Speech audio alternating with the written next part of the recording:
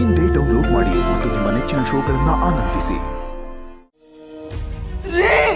ಮಾತಾಡ್ರಿ, ಯಾರ್ರಿ ಅವಳು? ಆಗಾಗ ನನ್ನ ಹತ್ರ ಸುಳ್ಳು ಹೇಳಿ ಹೋಗ್ತಿರ್ತೀರಲ್ಲ, ಯಾವಳ ಅವಳು? ನಿಮ್ಗೆ ನಾನಲ್ದೆ ಎರಡನೇ ಮನೆ ಬೇರೆ ಇದೆಯಾ? ಅಮ್ಮ, ಅಪ್ಪನ ಮೇಲೆ ನೀನು ಅನುಮಾನ ಪಡಕ್ಕೆ ಶುರು ಮಾಡಿದ್ಯಾ? ಅತ್ತೆ, ಮಾವನ್ನ ನೀವು ಎಷ್ಟು ವರ್ಷದಿಂದ ನೋಡಿದ್ದೀರಾ? ಅವ್ರ ಬಗ್ಗೆ ನಿಮಗೆ ಎಲ್ಲ ಗೊತ್ತು, ಆದ್ರೂ ಅವ್ರ ಬಗ್ಗೆ ಅನುಮಾನ ಪಡೋದು ತಪ್ಪಲ್ವಾ? ಶ್ರಾವಣಿಯಮ್ಮರೇ, ಅನುಮಾನನ ಹುಳು ಅವಳ ತಲೆಗೆ ಹೊಕ್ಕೊಂಡಿದೆ. ಅವಳಿಗೆ ಸರಿ ತಪ್ಪು ಯಾವುದು ಗೊತ್ತಾಗೋದಿಲ್ಲ. ಅನುಮಾನ ಪಡೋದು ತಪ್ಪು ಅಂತ ಹೇಳೋದಕ್ಕಿಂತ ಅನುಮಾನನ ಬಗೆಹರಿಸದೆ ಸರಿ. ನೋಡ ವಿಶಾಲು, ನೀನೊಬ್ಳೇ ನನ್ನ ಅರ್ಧಾಂಗಿ, ನೀನೇ ನನ್ನ ಸಂಗಾತಿ. ನಿನ್ನ ಬಿಟ್ಟು ಒಂದೇ ಒಂದು ಕ್ಷಣ ಬೇರೆ ಯಾರನ್ನೂ ನೋಡಲ್ಲ ಕಣೆ. ಆಗಿದ್ರೆ ಅವಾಗವಾಗ ಹೋಗ್ಬಿಟ್ಟು ಬರ್ತೀರಲ್ಲ, ಅದೆಲ್ಲಿಗೆ ಅಂತ ಹೇಳಿ. ಅದೆಲ್ಲ ಕೇಳ್ಬಾರ್ದೆ, ಸಮಯ ಬಂದಾಗ ನಾನೇ ಹೇಳ್ತೀನಿ. ನೋಡ್ದೇನ ಸುಬ್ರಹ್ಮಣ್ಯ, ಅನುಮಾನ ಪಡ್ತಿರೋದು ನಾನಲ್ಲ, ಅನುಮಾನ ಬರ್ಸ್ತಾ ಇರೋದು ಇವರು. ಅಮ್ಮ, ನೀನು ಯಾವತ್ತೂ ಈ ಥರ ಎಲ್ಲ ಮಾತಾಡಿದವಳಲ್ಲ. ಆದರೆ ಇವಾಗ ಮಾತಾಡ್ತಾ ಇದೀಯ ಅಂದರೆ ನೀನು ಯಾರೋ ತಲೆ ಕೆಡಿಸಿದ್ದಾರೆ. ಈ ಹಾಲಿನಂಥ ಮನಸ್ಸಿಗೆ ಹುಳಿ ಹಿಂಡಿದ್ಯಾರಮ್ಮ? ಏನಪ್ಪ ಕಾರ್ತಿಕೇಯ, ಹುಳಿ ಹಿಂಡಿದ್ ಯಾರಮ್ಮ ಅಂತ ನನ್ ನೋಡ್ಕೊಂಡು ಹೇಳ್ತಿದ್ಯಾ? ಮನೆಯಲ್ಲಿ ಸಪ್ಪೆ ಸಾರಿದ್ರು ತೆಪ್ಪಗ್ ತಿಂದು ಎದ್ದೋಗಳ್ ನಾನು. ನನಗೆ ಈ ಉಪ್ಪು ಹುಳಿ ಖಾರ ಇದೆಲ್ಲ ಆಗ ಬರಲ್ಲ. ಬೇಕಾದ್ರೆ ನಮ್ಮ ಯಜಮಾನ್ರನ್ನೇ ಕೇಳು, ಹೇಳ್ರೆ. ನಾನು ಸಾಧು, ನನ್ನ ಹೆಂಡತಿ ಸಾಧುವಿನ ಹೆಂಡತಿ. ಅಯ್ಯೋ, ಅದೆಲ್ಲ ಬಿಡಿ ರೀ. ನೀವೆಲ್ಲಿಗೆ ಹೋಗಿದ್ರಿ ಅಂತ ಹೇಳಿ ಮೊದ್ಲು. ಇಷ್ಟು ವರ್ಷದಲ್ಲಿ ಒಂದು ಮಾತು ಆಡ್ತಾ ಇದ್ದವ್ರು ನನ್ ಮೇಲೆ ರೇಗ್ಬಿಟ್ಟು ಹೋದ್ರು. ಹಂಗೆಲ್ಲ ಮಾಡ್ಬೇಕು ಅಂದ್ರೆ ಇವ್ರಿಗೆ ಬೇರೆಯವ್ರ ಮೇಲೆ ವ್ಯಾಮೋಹ ಇರಲೇಬೇಕು, ಆವಾಗ್ಲೇ ಹೆಂಡತಿಗೆ ಬೈಯೋದು. ಯಾಕೆಂದ್ರೆ ಈಗ ನಾನು ಬೇಡವಲ್ಲ, ಅದಕ್ಕೆ. ಲೇ ವಿಶಾಲು, ಏನೇ ನಿನ್ನ ಮಾತಿನ ಅರ್ಥ?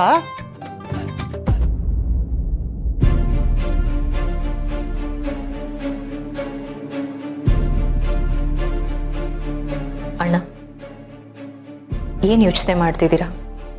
ಬನ್ನಿ ಊಟ ಮಾಡಿ. ಹೇಗೆ ಊಟ ಸೇರುತ್ತೆ ನಂದಿನಿ ಅಮ್ಮ? ನನ್ನ ರಕ್ತ ಕುದಿತಾ ಇದೆ. ನಮಗಾಗಿರೋ ಅನ್ಯಾಯಕ್ಕೆ ಪ್ರತೀಕಾರ ತೀರಿಸ್ಕೊಳ್ಳೋವರೆಗೂ ನನ್ನ ಎದೆಯಲ್ಲಿ ಬೆಂಕಿ ಹಾಗೆ ಉರಿತಾ ಇರುತ್ತೆ.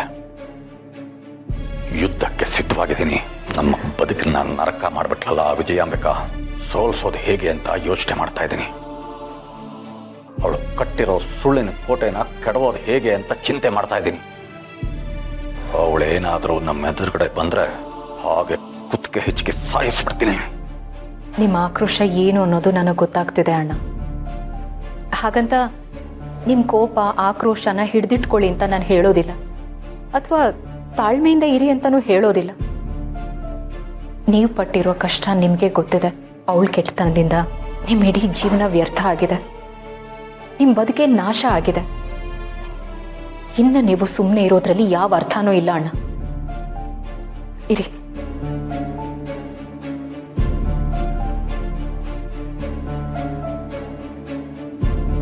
ತಗೊಳ್ಳಿ, ನೇರವಾಗಿ ವಿಜಯಾಂಬಿಕಾಗೆ ಕಾಲ್ ಮಾಡಿ. ತಗೊಳ್ಳಿ. ಏನು ಹೇಳ್ತಾ ಇದ್ದೀರಾ ನಂದಿನಿ ಅಮ್ಮ? ನಾನು ವಿಜಯಾಂಬಿಕಾಗೆ ಫೋನ್ ಮಾಡೋದಾ? ಹೌದು ಅಣ್ಣ, ನಿಮ್ಮ ಕೋಪ ಆಕ್ರೋಶ ಏನು ಅನ್ನೋದು ಅವಳಿಗೆ ಅರ್ಥ ಆಗಬೇಕು. ನೀವು ಅವಳಿಗೆ ಈಗಲೇ ಕಾಲ್ ಮಾಡಿ ನಿಮ್ಮ ಮನಸ್ಸಲ್ಲಿರೋದನ್ನೆಲ್ಲ ಹೇಳಿ. ತಗೊಳ್ಳಿ.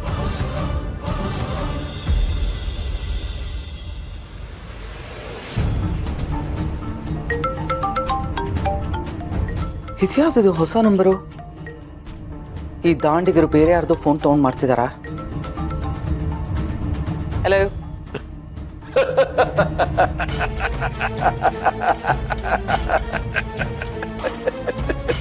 ಹಲೋ, ಯಾರು ಮಾತಾಡ್ತಿರೋದು? ಯಾಕೆ ಹೀಗೆ ನಗ್ತಿದ್ಯಾ?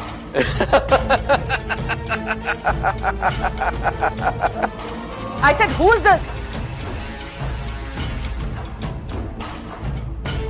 ನಾನು ಪೃಥ್ವಿ.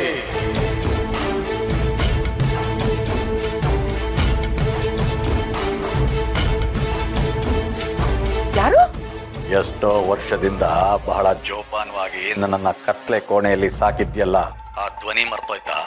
ಆ ನಗು ಮರ್ತೋಯ್ತಾ? ನಿನಗೆ ನನ್ನನ್ನು ಬಿಟ್ಟು ಇರೋದಕ್ಕೆ ಆಗೋದೇ ಇಲ್ಲ ಅಲ್ವಾ?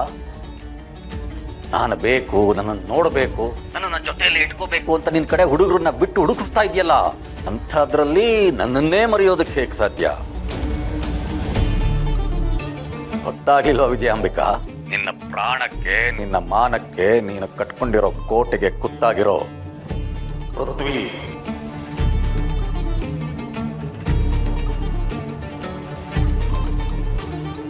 ನೀನಾ? ನಿನಗಿಷ್ಟೊಂದು ಧೈರ್ಯ ಬಂತ? ಪ್ರಾಣ ಉಳಿಸ್ಕೊಳಕ್ಕೆ ತಪ್ಪಿಸ್ಕೊಂಡು ಓಡೋದವ್ ನೀನು. ಈಗ ನನಗೆ ಕಾಲ್ ಮಾಡಿ ಹೆದರ್ಸೋ ತರ ಮಾತಾಡ್ತಿದ್ಯಾ? ಶಾಕ್ ಆಯ್ತಾ? ಕೆಟ್ಟ ದಾರಿಯಲ್ಲಿ ನಡೆಯೋ ನಿನ್ನಂತ ಕ್ರಿಮಿಗೆ ಇಷ್ಟೊಂದು ಧೈರ್ಯ ಇರುವಾಗ ಸತ್ಯದ ದಾರಿಯಲ್ಲಿ ನಡೀತಾ ಇರೋ ನಮಗೆ ಇನ್ನೆಷ್ಟು ಧೈರ್ಯ ಇರಬೇಡ? ನನ್ನ ಜೊತೆ ಸತ್ಯ ಇದೆ. ಆ ಸತ್ಯ ಹೊರಗಡೆ ಬಂದ್ರೆ ನಿನ್ನ ಗತಿ ಏನಾಗುತ್ತೆ ಗೊತ್ತಾ?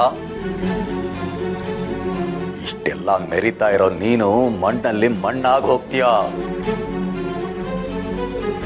ನಿನ್ನ ಪಾಪದ ಕೊಡ ತುಂಬಿದೆ ವಿಜಯಾಂಬಿಕಾ. ನಿನ್ನ ಕೊನೆ ದಿನಗಳನ್ನ ಲೆಕ್ಕ ಹಾಕೋದಕ್ಕೆ ಶುರು ಮಾಡು.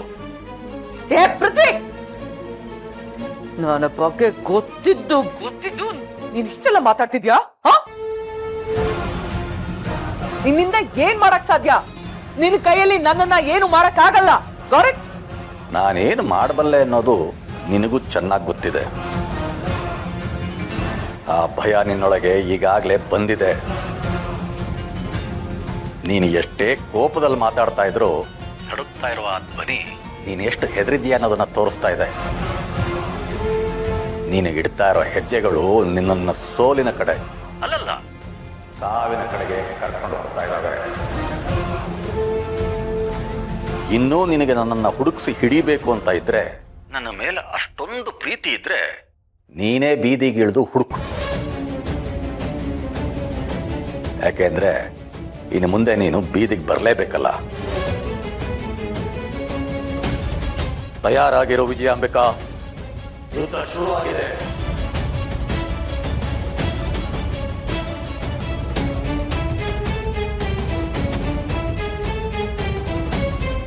ಇನ್ನು ಮುಂದೆ ಅವಳು ನೆಮ್ಮದಿಯಾಗಿರೋದಕ್ಕೆ ಸಾಧ್ಯನೇ ಇಲ್ಲ ಅಣ್ಣ. ಪ್ರತಿ ದಿನ, ಪ್ರತಿ ಕ್ಷಣ ಕಣ್ಣು ಮುಚ್ಚಿದ್ರು, ಕಣ್ಣು ಬಿಟ್ರು ಅವಳ ಎದುರಿಗೆ ನಾನು ನೀವೇ ಕಾಣ್ತಾ ಇರಬೇಕು.